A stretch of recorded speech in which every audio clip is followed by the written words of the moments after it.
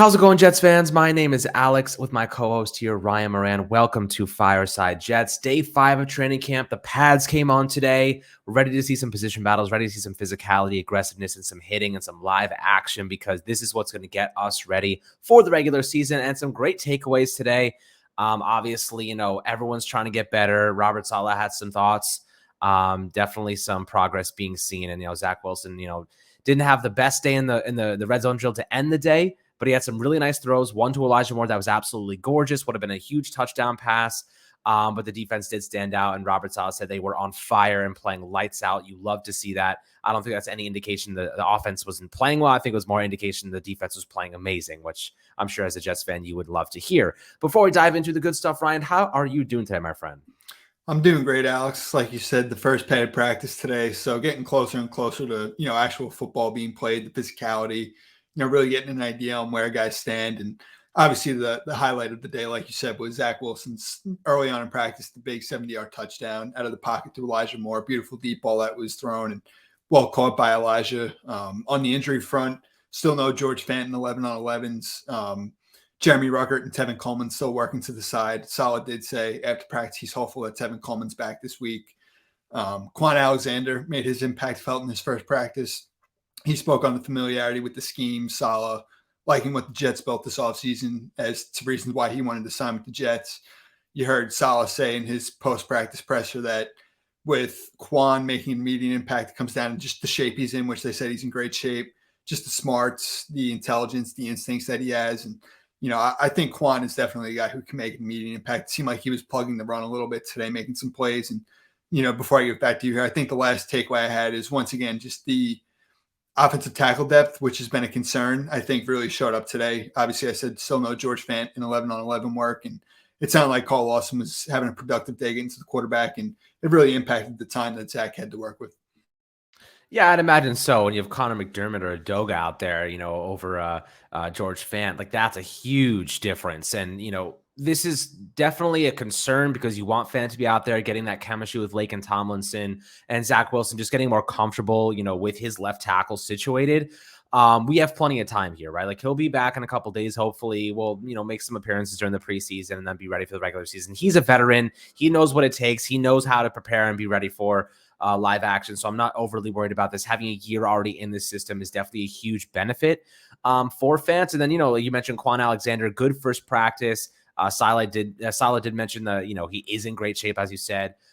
This is a guy who's going to make an impact, whether it be as a depth piece or if he even can steal a starting spot alongside CJ Mosley. We talked about, we have guys like Quincy Williams, we have Sherwood, Jamie and Sherwood, we have Nazrul. These are guys competing for that starting linebacker spot alongside CJ and Quan. I would say that Quincy Williams probably leads the pack, but I'm not going to sit here and tell you that Quan doesn't have a good opportunity to steal some reps away from him because I think that this should be an open competition. Instead of just handing out starting job. I think that, Quan has the experience. He's played on multiple teams. He has experience with Saleh, with the 49ers. I really do think that was a good pickup, a good signing. They didn't necessarily need him, but hell, you can never have too many good players and have too much competition. So that was a big one for me. What are your thoughts on Jordan Whitehead? I know he had a big play to start team periods, impacted some series on the starting offensive side. So, he's starting to show out at that free safety position. You love to see that. And I also saw Jason Pinnock almost had an interception today. He played well. Those safeties are really standing out. And I think that's a really great sign for this Jets defense. Oh, for sure. I mean, Jordan Whitehead's a guy I'm really excited about. Wanted badly and happy he's a Jet. It wasn't really reported during practice from what I saw, but it was in Saleh's press conference after practice. He said, when asked about why the first team offense struggled, which was obviously pretty well documented, he said, well, Whitehead, the first play, made a big stop, and that really just impacted the rest of the drive for the offense. It was like a 2-yard loss. Saleh said he shot right through the gap, made a nice stop for a loss of 2 yards. And really, that was why the Jets offense struggled. I mean, you're working behind the sticks, and we obviously talked about the, offensive tackle depth being a concern without Fan. And, once again, it didn't really seem like Zach had a ton of time to work with. The broken play, obviously, early on in practice was a dead play because it wasn't offsides. So, there were some takeaways also with LaFleur in his press conference talking on Zach and the development. He also spoke about how pleased he is with where both Denzel Mims and Mekhi Becton are at entering pivotal third years. And really seems like both of those guys, after, encouraging rookie years and then a real setback last year, have taken this opportunity to really get better this offseason, prove it to this new coaching staff. And the last takeaway I had before we dive into the video really is just the kicking competition. It really hasn't been so well documented to this point. Obviously, really since Jason Myers, the Jets have struggled at place kicker. And, Eddie Pinheiro at the end of last year really started to give the Jets some good things. And they brought him back, and bringing in Greg Zuerlein as well. We really hadn't heard very much up until today. And, reportedly Zuerlein went 4 for 4 and Pinheiro went 2 for 4 with missed kicks from 28 and 32 yards. So obviously not ideal. I felt like going in, it was very close, but I would say initially, obviously we'll see how the preseason plays out. But I think just based on veteran experience, I would give Zuerlein the nod. And early on here, I think those two misses from, short distances for Pinheiro were tough. Look, Zuerlein is an established kicker. He spent time all across the league, Dallas, the Rams, they were in St. Louis. So it's like, you have a guy who's very much established, and kickers can last forever.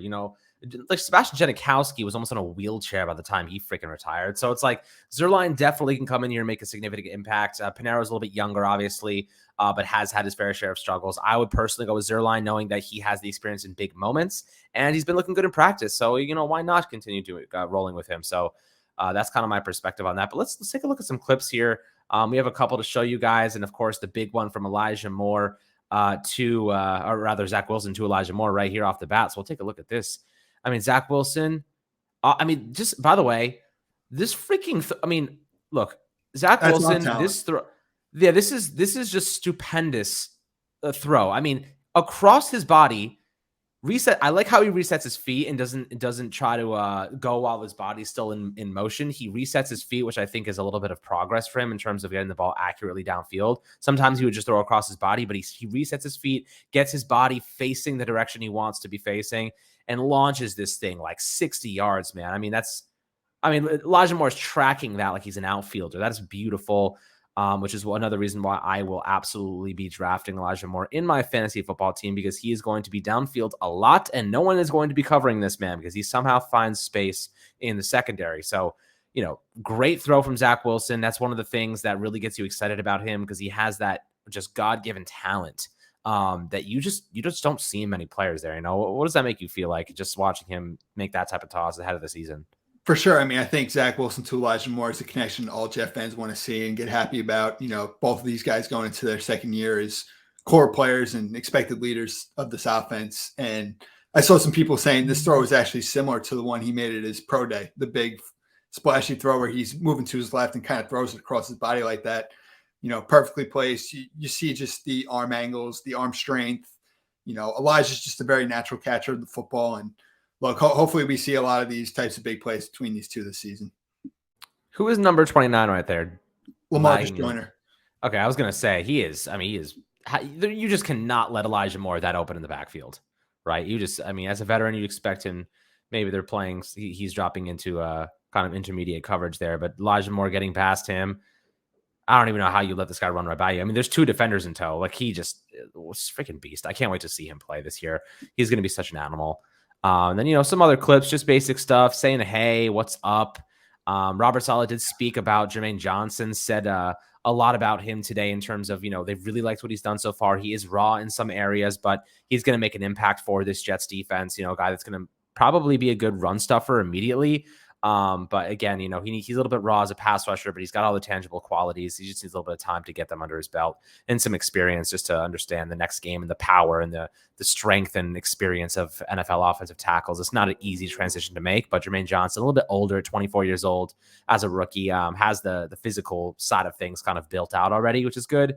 Mekhi Becton continues to make progress. Look at him here, absolute mammoth of a human being, guys, like a water buffalo. I have never seen a human being this big before, by the way. That is another another huge human being alongside him, and he is pushing him back with no problem. So Mekhi Becton taking those steps forward properly is a really good sign. George Fant there. And George Fant, yep. So he's getting some individual work, of course. The one thing with Quan I wanted to mention, I forgot to before, I just think this guy's energy, his leadership, the experience that he has, I wanted to really throw in there with just some of the, smarts and intelligence that I was really speaking on before, and what I think he's also going to add to the Jets. And, You see it. I mean, Becton just LaFleur spoke on it in his press conference, really pleased with how he approached the offseason, where he's at. And once again, he spoke on the size that he has. And, hopefully Fan is back soon because you need this offense to be getting good work in this training camp. Yeah, I mean it's essential, right? You got new guys, young team, second year of a system and a scheme. You're trying to develop that second stage of things. It's good to have those guys. Then Quan on the other side on the defense. This is a guy who's just going to make an impact, and hopefully he can at a pretty cheap price point. And I love that about that. It's just super cheap and affordable, and a guy who can make an impact as a potential starter if you need to. Mims, couple of good moments, couple of I think he had one drop, but he's made a pretty significant impact during camp thus far. I'm excited to see what he can do during preseason. He's probably going to get a lot of reps because they're going to try probably rest most of their guys, try to avoid injury. So Mims will get a lot of opportunities to showcase his talents and qualities. I think do you think he ends up being the wide receiver 5 or wide receiver 6? Because it's going to be a tough one. He doesn't have that special teams value, so that's the big knock on him. For sure, it's interesting. I think with Berrios' ability on special teams, though, ahead of him in that 4th spot, I think it kind of gives Mims some leeway. Now, I will say, and I saw it at practice the other day, Jeff Smith is a guy who they've just, continued to speak highly on, and he made plays Saturday. Reportedly, he made plays again today, caught a touchdown pass from Joe Flacco in the team period at the end. And he offers special teams value as a gunner. So I think with those two guys, it allows Mims to kind of, get by, just not offering as much on special teams as a returner or a gunner. And, I still think you're seeing some of his ability. Like he made one good catch on the sideline at Saturday's practice. Reportedly, he made another impressive catch today. And, LaFleur did say that he's much more comfortable in the offense, similar to Zach. And you just hope that, like you said, this preseason, he continues to show, his physical and athletic ability because the talent with Mims is undoubtedly there. And again, I will say some of the depth receivers I thought stood out the other day as well. And it seems like Irvin Charles, a couple of the undrafted free agents, the guy Rashard Davis they signed from the USFL. Some of these guys have been showing out as well. And I think surpassing what, Jeff fans, myself included, thought this team had in terms of the depth at receiver. Yeah, I mean, look, the depth of receiver is definitely a strong suit for the Jets, in my opinion. You got Garrett Wilson, Corey Davis, who lost a little bit of weight, looks a little bit more agile and fluid. And then, of course, you got Elijah Moore, who had the big catch today and has been just remarkable for this team out of Ole Miss. He's a stud after the catch, before the catch, route running, IQ. He's a leader. And LaFleur, expects that of these guys. He expects these talented individuals, even though they're young, he wants them to take on leadership responsibilities and follow the same. So, you love to see them kind of showing it on the field and off the field. They're just good human beings, which is super, super cool. And LaFleur also wants to see the same from Zach in terms of just the on and off the field development, which I think more so is just like getting the fundamentals right, understanding the scheme, knowing where the routes are going to be going, and just getting through his progressions properly. And all of those things I do believe are moving in the right direction. And also just having better command of the huddle. I think that's something that Zach Wilson probably was a little bit nervous about in his rookie season, especially during the first half of the year. Got a lot more comfortable as the season went on, but I think this year's second season, he's going to have command over that huddle. He's confident, be able to kind of vocalize exactly what he's expecting, get the play out efficiently.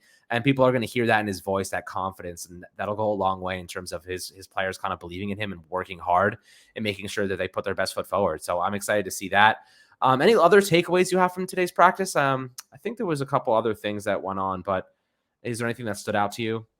I'm trying to think. It didn't seem like the running backs were as active today. I mean, I feel like every practice you've heard great things about Breece Hall. I will say LaFleur stated in his post-practice press conference that he's really expecting Michael Carter to take on a leadership role for this offense. And I think he's a guy, once again, with that charisma, just the personality. He's good on the field, that. And I think he's definitely somebody who, it's going to improve on the stat sheet. And I think you're going to see him just his presence, similar to Zach, really continue to grow. And also, I mean, tomorrow, hopefully the weather holds up as, it's another open practice to the fans, and thought the energy was great Saturday, and definitely looking forward to tomorrow as well. Yeah, I'll just rattle off a couple of updates that I'm reading online. Just Sheldon Rankins had a good day today. He was around Zach Wilson a lot, almost had a second sack of the practice against him.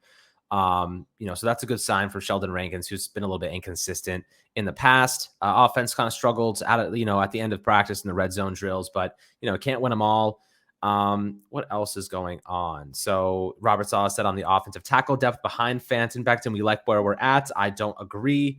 I do not like Connor McDermott at all. Adoga, we were talking about him as a potential cut candidate recently, so maybe they want to go out and sign a guy. I'm sure there's going to be a ton of roster turnover. Like other teams will end up cutting some offensive tackles, some veterans. I would not be surprised if the Jets went out and got one of them for really cheap.